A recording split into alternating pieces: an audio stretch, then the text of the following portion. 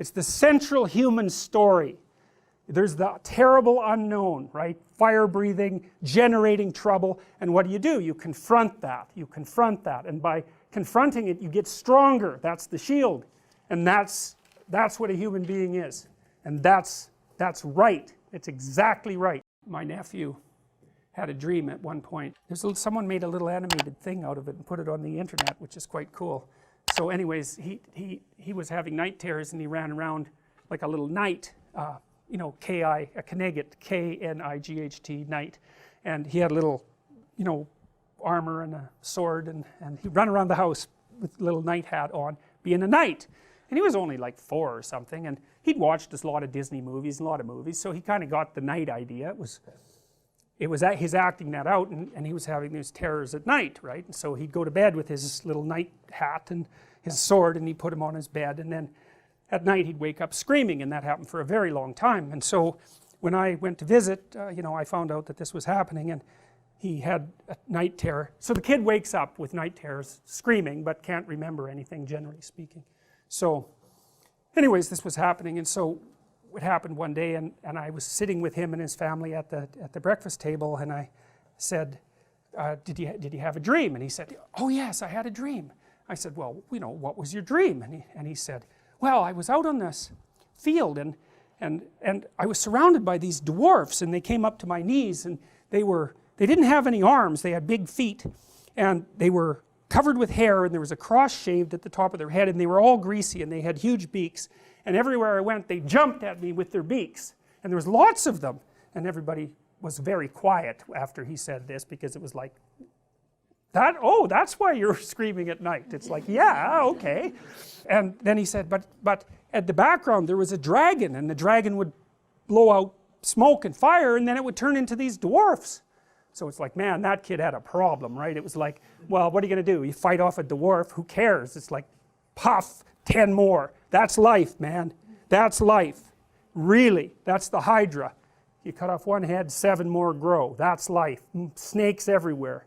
And you get rid of one, there'll be more. And so he figured that out. It's a hell of an existential shock when you're 4. And so he's like, he's a knight. He's thinking, what do I do about these dwarfs? Well, there's too many of them, but there's a dragon. Well, so I said, well, what could you do about that? Right? Loaded question. It implies that you could do something about that. Well, he kind of knew that, which is why he was running around like a knight.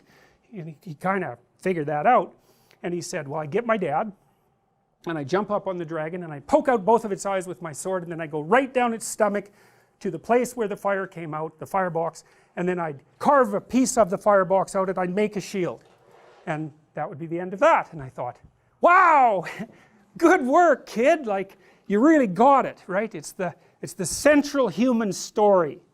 There's the terrible unknown, right? Fire breathing, generating trouble, and what do? You confront that, and by confronting it, you get stronger. That's the shield, and that's what a human being is, and that's right. It's exactly right.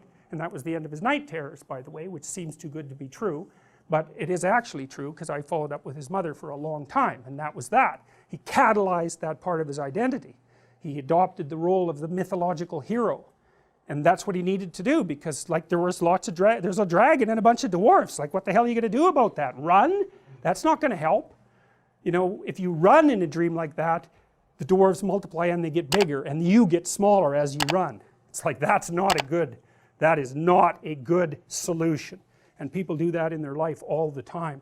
And so the dwarves get bigger until they're giants, and they get smaller until there's nothing left of them.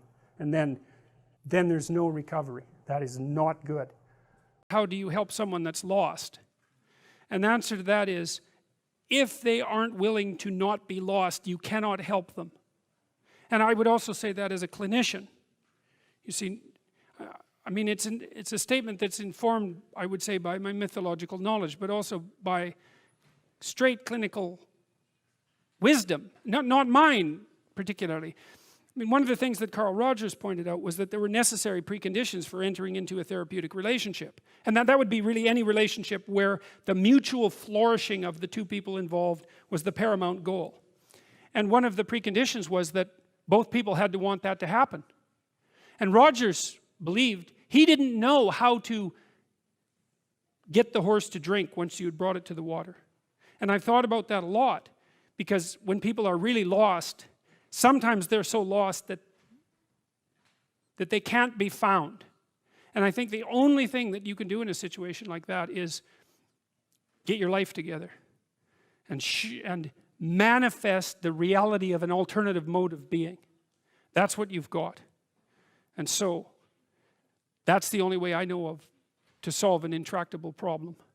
Listening, by the way, is if you have someone that you know that has a problem, the best thing you can often do is listen to them if they're actually trying to communicate, because people configure themselves through speech, and most people can't think, and I don't mean that in a mean way. I mean the way they think is by talking, and they can't talk unless they have someone to talk to, and it's partly because they're bouncing the idea off them and seeing if it makes sense and seeing how the person responds. So listening is a great thing. But Rogers was also interested in the preconditions for having a redemptive relationship, and that could be a therapeutic relationship or an intimate relationship. And one of the things he claimed was that unless the person was aiming upward, there was nothing you could do about it. And that seemed to be associated with this idea of that initial choice, say, between good and evil. See, once someone comes to therapy, they've already done something. They've already said, I have a problem, conceivably I could fix it, and I need to do something about it. And then, so half the work is already done by the time they show up, because they've already said, well, things aren't as good as they could be, and I could do something about it. The question is, can you do anything about someone who isn't at that state? And my observation, and this is Roger's observation as well, is that you can't. I think you can serve by example, but until the person has decided on their own that they're wrong, and that's why they're suffering, that there's something wrong about what they're doing, and that they want to fix it. I think that even trying to hammer against that often makes it worse. There's a statement in the New Testament that's really vicious. In fact, there's a number of them, but this is a particularly vicious one, and that is, don't cast pearls before swine. And what that means is, if you're trying to help and it doesn't work, then stop helping. It's not helping, right? It may be just wasting your time. It might be making things worse. You know, if you're offering something and it's not taken, then perhaps you should be offering it somewhere else. And sometimes, if you offer a hand and the person won't take it, you have to stop offering the hand. And then what you do is you go off and you have your life. And sometimes that means in people's lives, for example, that they have to leave their family members behind. Sometimes the thing you do is walk away, because there's no other solution. And if you are trapped in pathological relationships and you see no way out of them, if someone who is sinking has their hands around your neck and is pulling you down, you're not obligated to drown with them. You know, there's a rule too if you're a lifeguard. You know, some of you have had lifeguard training. How do you approach someone who's drowning and panicking in the water?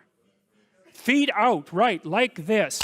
It's like, I'll save you, but that doesn't mean you get to drown me while I'm doing it. And if it's you drown or both of us drown, it's you drown. And that's wisdom. That's not cruelty.